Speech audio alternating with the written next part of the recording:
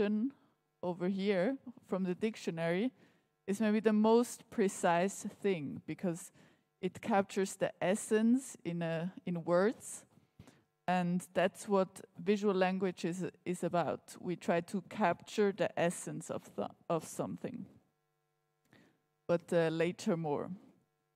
So I want to do a little detour into history of art, into abstraction.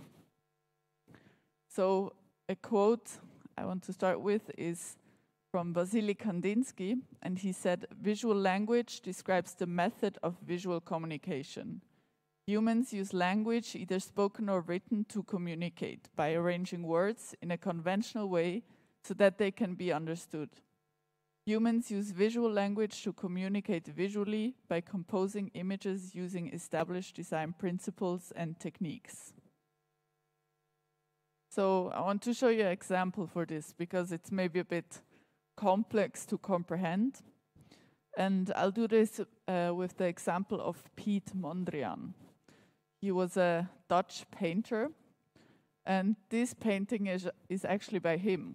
But if you look at this one, you probably don't recognize him instantly. So, yeah, what do we see here? It's called Farmstead and Irrigation Ditch with Prow of Rowboat. It's a really long title, it's really precise. And also if you look at the image, it's very basic, or very naturalistic, maybe better to say. The grass is green, the sky is blue, so it depicts what we see. Then we go one further, still by Piet Mondrian. He calls it Evening Red Tree. And here you can see it's still a tree, right? The branches are quite complex, and he really studied how it looks like, but the colors are quite off. Like the sky is never this blue, and I don't think a red tree exists like this. So you can see he tried to kind of put his emotion, how he saw this tree, into the painting. Then he took it even further. He abstracted the branches. They no longer are depicted in a naturalistic way, but more in a geometric one. So you can see it's mostly lines or maybe circles, and the colors are non-existing.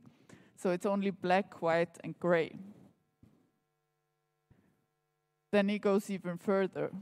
You can see the title, still apple tree blossoming. So he tells us it's still a tree, but I don't know if we would recognize it if we would see it just like this, right? So one step further, this one is called Composition, Pier and Ocean. So it's not a tree anymore, but a pier and the ocean. And I think here we can be sure it's impossible to see the pier and ocean. But what he tried to do here is to kind of show his way, his concept of the world, how he wanted to display it. So for him, this was basic. The most basic thing was vertical and horizontal lines, because that to him represented positive and negative, male and female. So kind of the most contrast you could get out of the world. So if we go one even further, that's probably the ones you know. And here you can see the title. There's no object in there anymore. It's only a composition.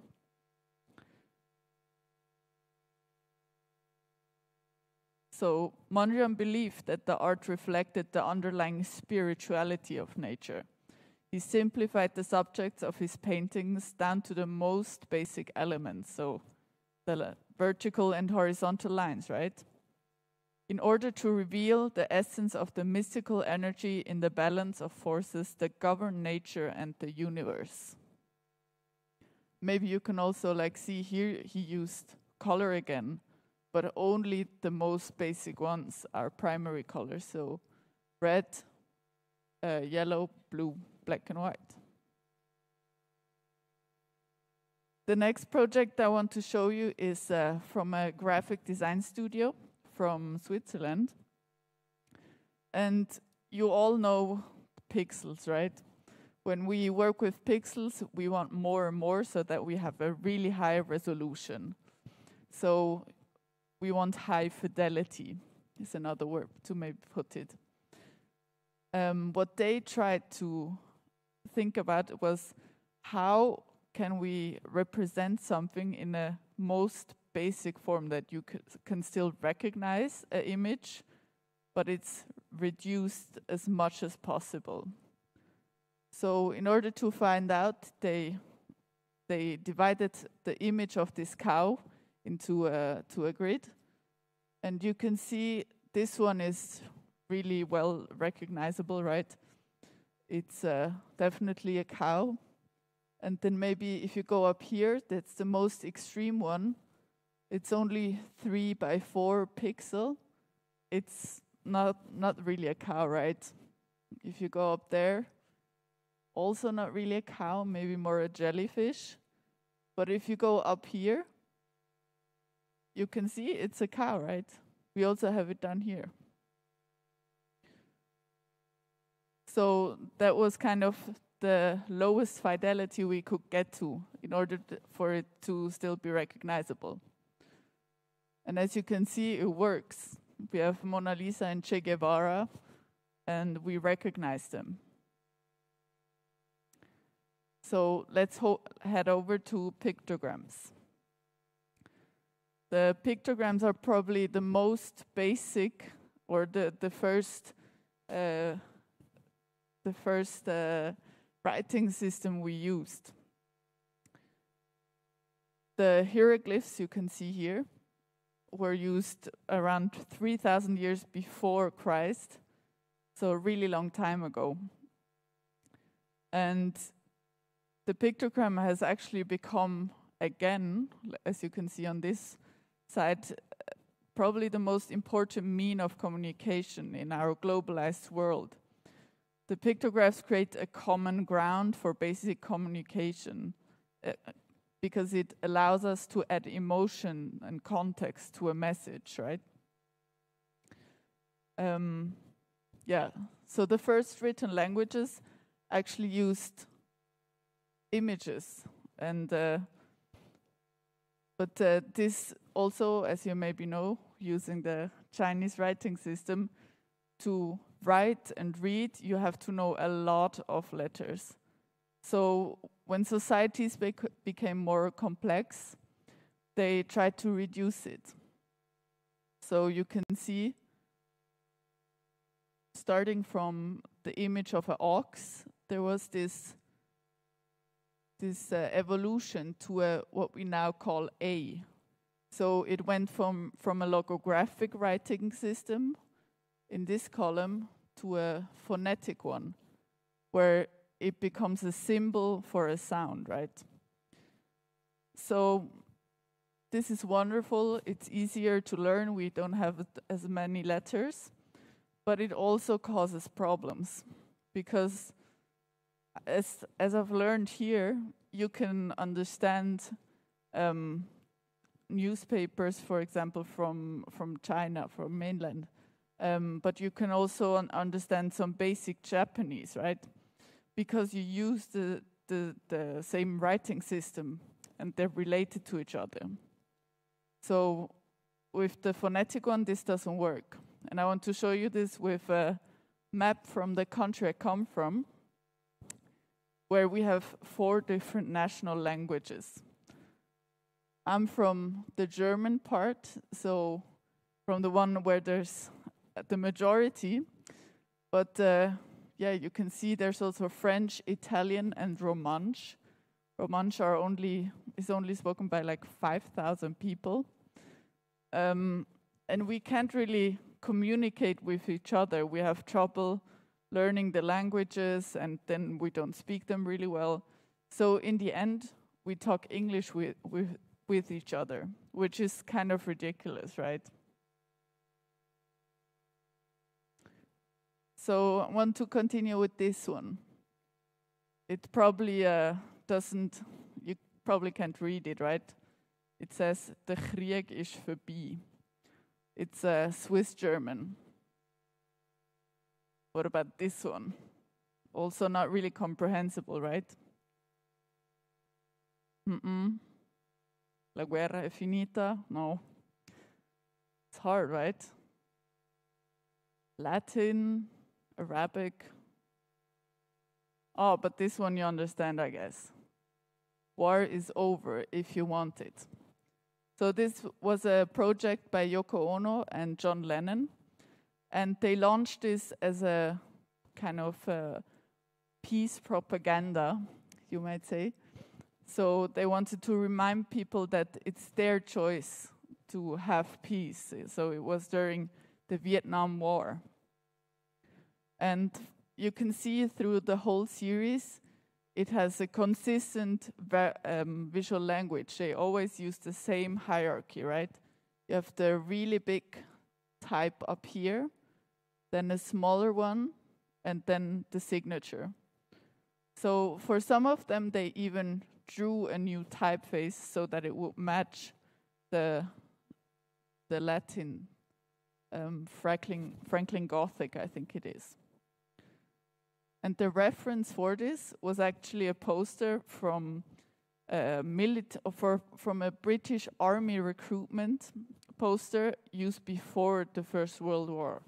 So now we, of course, don't recognize the reference anymore, but you can see how you can research and find visual languages and reuse them in a new context. And now we've had all those languages, but I think what's also really interesting again, we could also just use a symbol for this, and everyone could understand it. Of course, it would alter the message from Yoko Ono and John Lennon, but this is beyond the point here. So this is the definition of pictograms and pictographs. A pictorial symbol for a word or phrase. Pictographs were used as the earliest known form of writing. Examples having been discovered in Egypt and Mesopotamia from before 3000 before Christ. The next project I want to show you is called Isotype. Maybe you've heard from it, the visual communication students, or also other people. It was designed by Otto Neurath and his team. And this was during a time where people couldn't read, or many people couldn't read, and so didn't knew what was going on in the world, actually. And Otto Neurath wanted to change this. He thought, how can I communicate with as much people as possible and explain to them basic concepts of the world and how we are connected with each other. So here you can see some snippets. Here also a really small snippet where you can see just some basic pictograms. But I'll show you the infographics that he actually made. So I think this one is a really nice one to start with. Even though the title up here is in German, you can see over here it's a married couple, right? Then you see a lot of married couples. Down here, not so many. And you see a year. So that means there's the amount of married couples in a certain percentage that married in those years. Really simple, right? And you don't really need to read. So back then this was kind of revolutionary. It was infographics for everyone to educate. This one is maybe a bit harder. It talks about employment of men on the left and women on the right, divided into countries.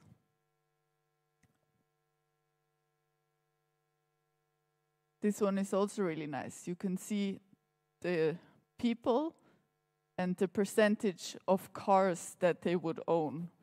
So back then, a really big contrast between North and South America and Europe. And I think a really nice detail here is also, even if you can't understand the title, you could even see back here is the Eiffel Tower, right? And back here, this could be maybe skyline of New York or Chicago. Here's some basic information on how the world is connected financially. Now it probably looks really different, but you get the concept, right? It's very simple through an amount of lines and how many circles and whatsoever. Here you can see different goods like cacao, tea, and coffee, where they come from and how many of them come from where. Again, I think really basic concept, but yeah, it's easy to understand.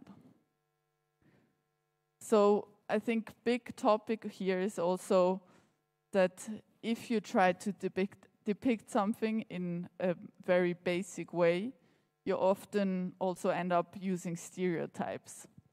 So that also happened with isotype. So here, the title up here is different ethnic groups of the world. And you can see he was a white man, right? And this actually also happened with the emojis. So when the first iPhone was launched around 2007, the emojis kind of also came with it, or were separate back then. And there was actually only one skin type in the beginning. So people felt excluded, and of course, this had to be changed. So now it looks really different, but they're still working on it. So I think in the latest update, there have been like bionic arms and legs. So yeah, this inclusivity is, I think, really interesting topic in this world of pictograms, because it's talking about reducing something to something simple, but again, they also need to be inclusive, right? Yeah, this one we're also gonna skip. Next, we're gonna head to a different section. They're called ideograms. And you can already hear in the name, ideograms has the name idea behind it. So they don't try to depict something as it looks, but more a certain concept or idea behind it. And yeah, for this, I'm also just gonna show you some projects for you to understand. The first one up is the Voyager 1 and 2. This is a NASA project, a spaceship that was launched into space in 1977. And yeah, this was the spaceship. And you can see on here, there's a golden record, it was called. And this golden record looked like this. So it's, maybe you know it, you have it yourself or your parents. This is kind of the same thing as a vinyl record. It's just a different material because it was sent into space. So the spaceship was sent into space in order to kind of send a message from planet Earth to aliens to tell them, hello, we're here. You can come find us. So that's kind of the map where it says, we're here. Here are some references. Try to find us. And to have this record decoded, which is maybe quite easy as a human, but for an alien, maybe not so much, they made this instruction table over here. So I think, if you think about it, they don't have any measurements as we do. Like an alien wouldn't know what a minute, a meter, any units that we use, they don't know it. So they try to think of what is the most basic thing we could use it as a unit.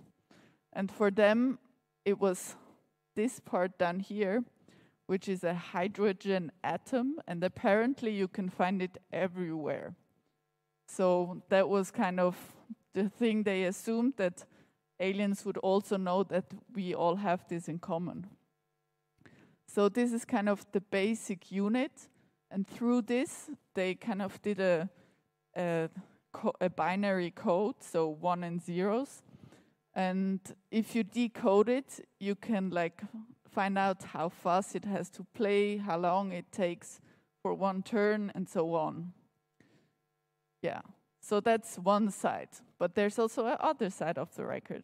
And on the other side, they actually captured images.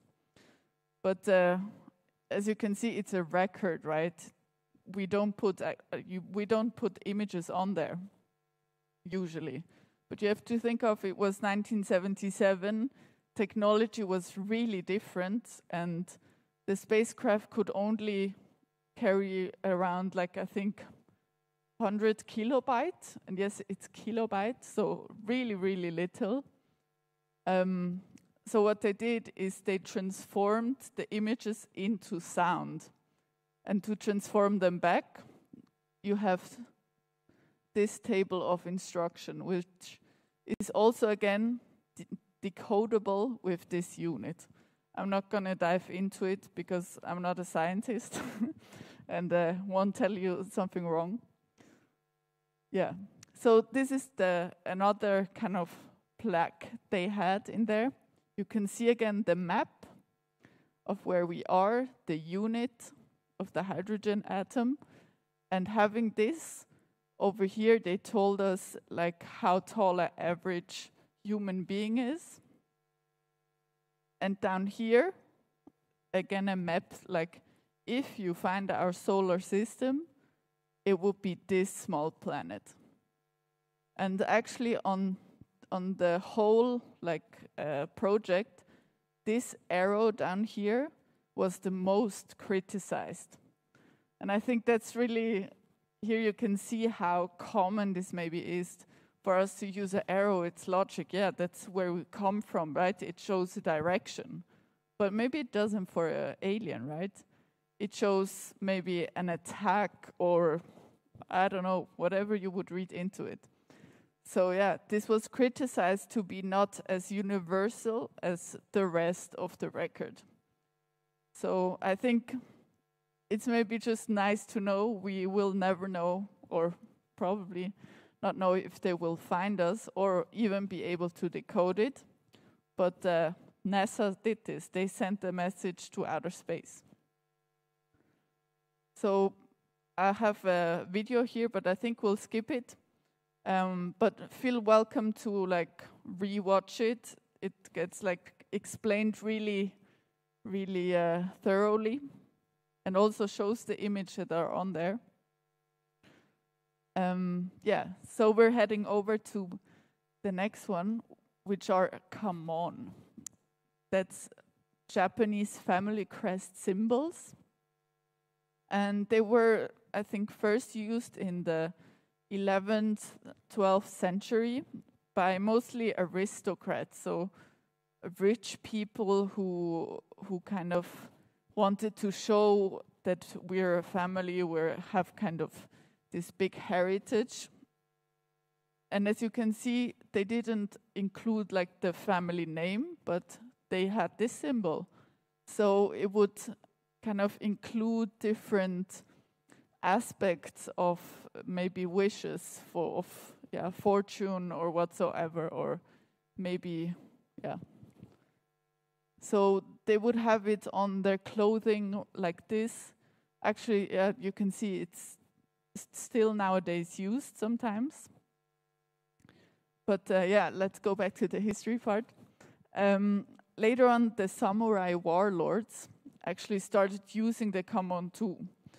And you can see here on this map that there's like a lot of flags with different kamons on there. So this is actually just a really, really big infographic, which I find quite impressive.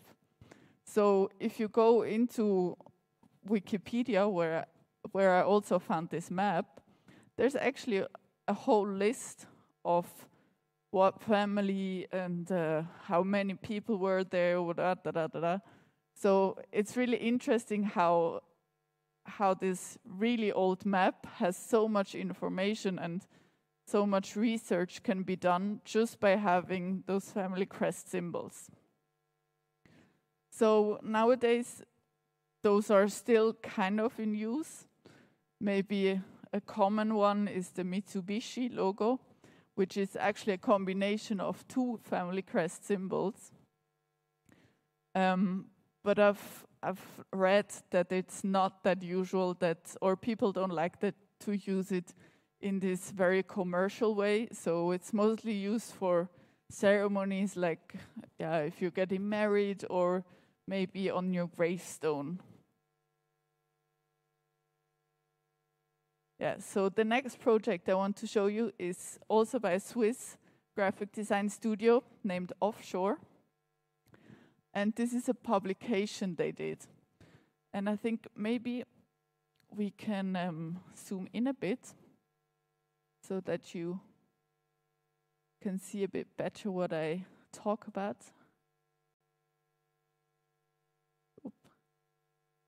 Ooh, that was too fast.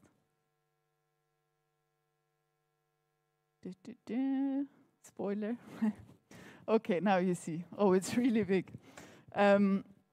Okay, yeah, here you can see they kind of created, again, ideograms to those very abstract concepts. So this one, for example, I like to show, it says create vacuums. And I think vacuums is really abstract, right? It's more a sensation where kind of air gets pulled into something.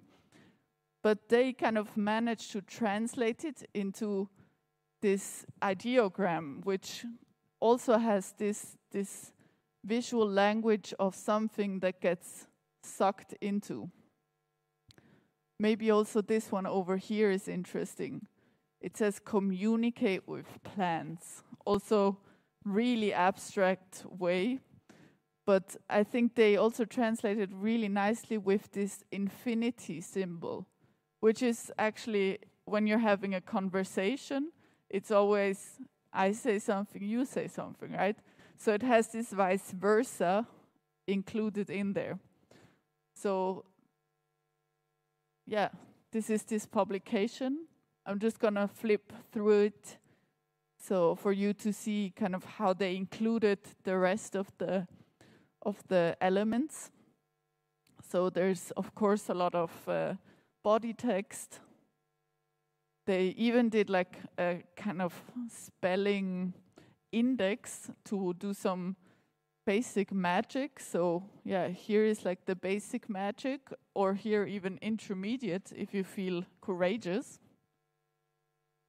And then you can see how they try to tie it together with mostly color, because there's a lot of different content like images, text and so forth. So they use this very nice yellow, red, blue, black and white combination to tie the whole publication together.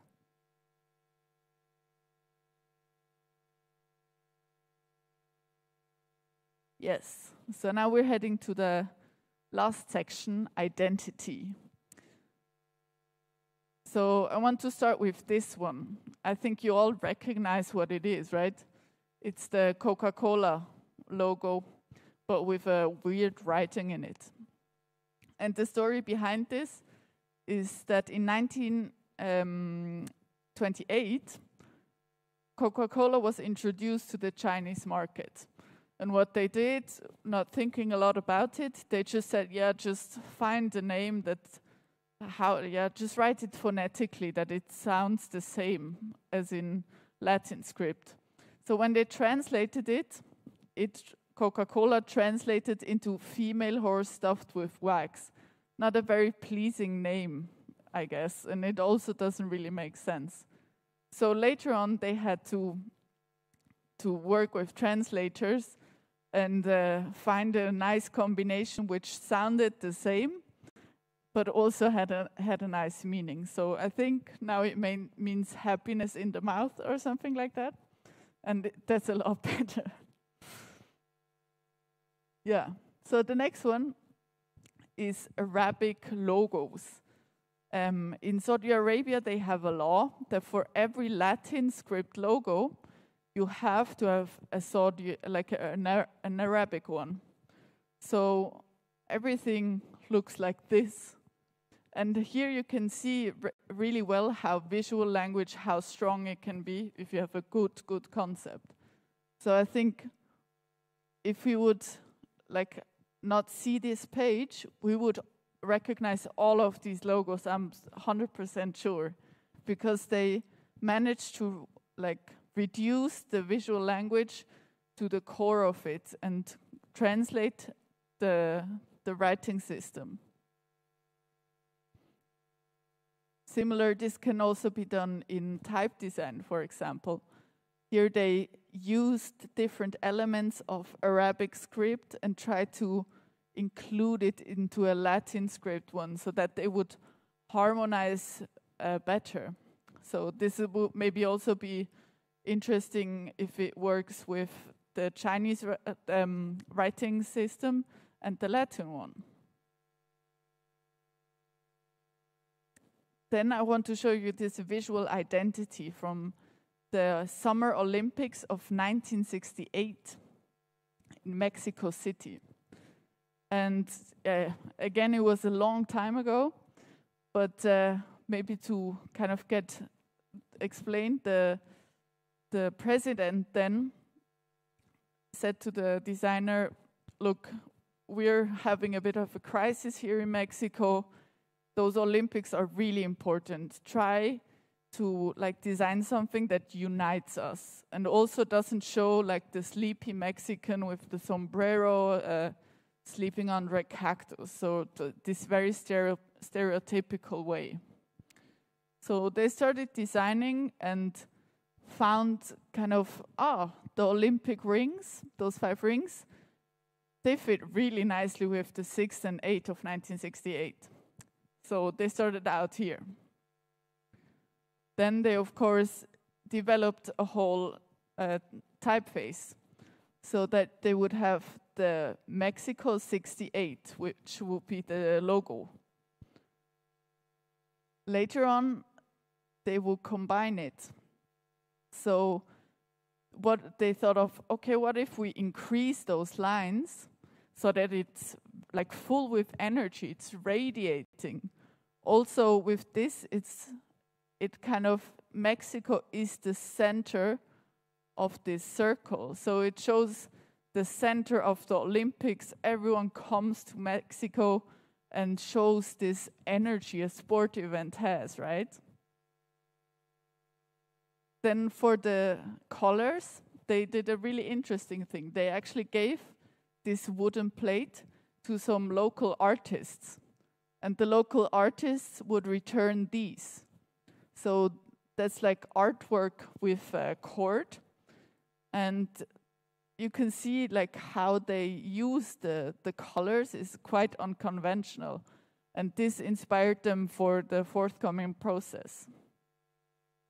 They also went a lot to the Heritage Museum, where they found old Aztec sun discs like this one, and translated them with their pictograms. And you can also see now it's kind of this bridge. It's the old Aztec sun disc, but it also kind of looks like a stadium, right? So again, it tried to have a balance between this very old traditional Mexico and the modern one, to bring it into, to the center. So this was the gold medal. And for the exhibition, they were inspired by these warrior statues they found and had the same kind of impression, like being inspired, maybe also the placemaking, that you feel the same, like when you would walk through here, you feel the same, you have to look high up to read the different signs and look at the photos. They even painted the whole ground. So you can see, similar to one of the first pictures, it's the stadium that's the center, the sports, and it radiates all this energy outside. Here also you can see the colors really nicely on the stamps they did. Here also Mexico again at the center. Here you can see the dove, the peace symbol, how they translated it into their system. Here they had to reduce it a bit so that it wouldn't cause any accidents on the streets, I think. And they even used them on fabric, so they did different clothing styles whatsoever. So you can see it's kind of endless. Once you have a strong visual language, you can translate it into anything. And it doesn't always has to be you, I guess. You can also give it to collaborators so that stuff like this can evolve. So for the pictograms, they developed this. And what's maybe now very normal to have, like those pictographs, was back then quite revolutionary. The Olympics before, in 1964, they were in Japan. And maybe still now, but also in 1964, Japan had this problem that no one knows Japanese, and they don't really know English or any other language, so it's really hard to communicate. So the Japanese then drew also a lot of pictograms in order to show the people where the facilities are, where the disciplines are, and so forth. So it was only logical that they had to do the same, because Mexico was in a similar situation. But they wanted to reduce it even more and only show the discipline itself. So you can see on all those pictograms, there's actually no human, right?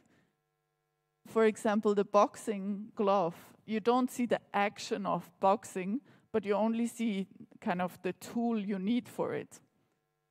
The maximum you see of a human is the hand. So that's maybe also, for nowadays, it also doesn't show what gender or what ethnicity the person is from. So it's actually a very inclusive design here.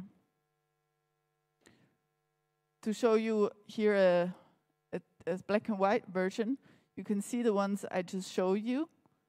And down here, the facilities. So you can see here's the logo one, 668 with the Olympic rings.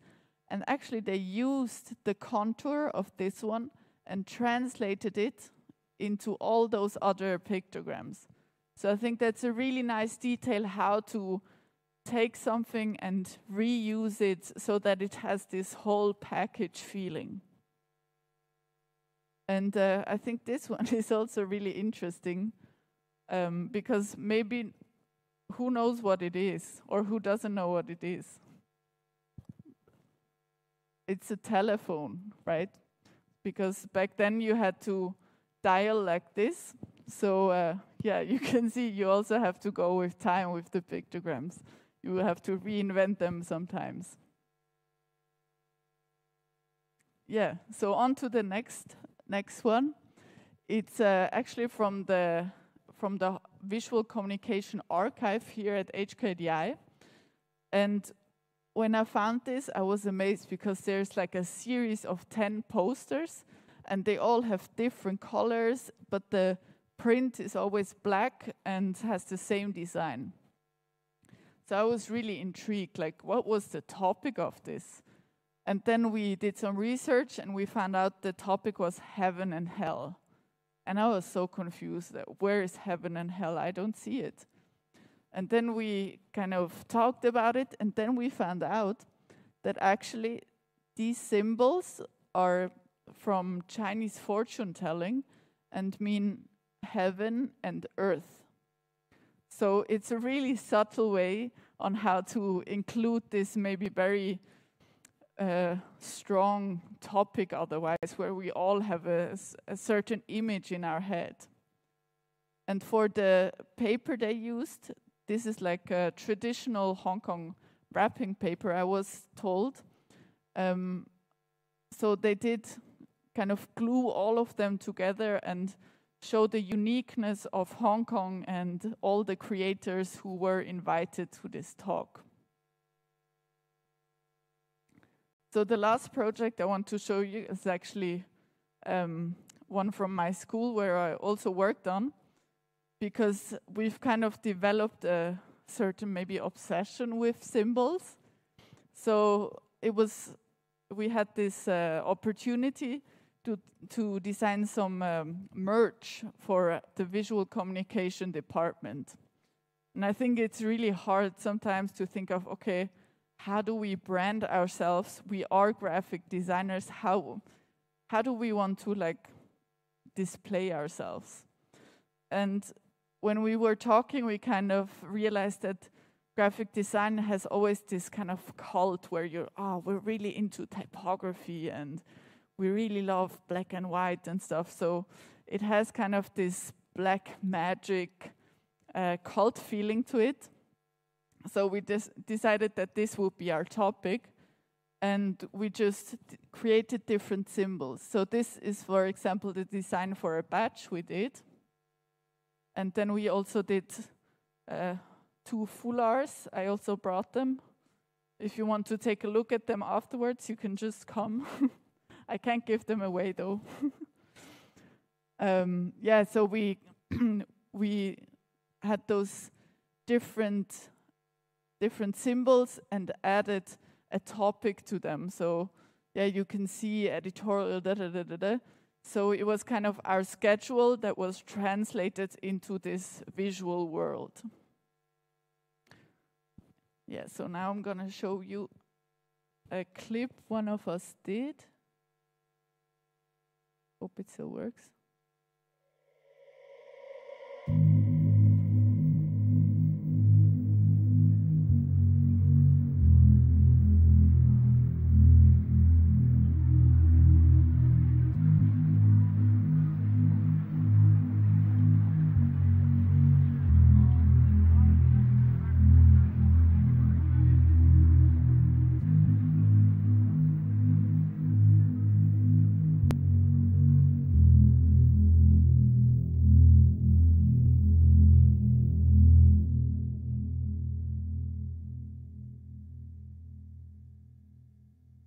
So you can see it. The video also had to have this a bit mystical vibe, and I think he who did the video did a really good job, actually, also with the music. So those are the 2 foulards or scarves at the end. Just feel free to come down here to look at them. And thank you for listening. I've heard you all also.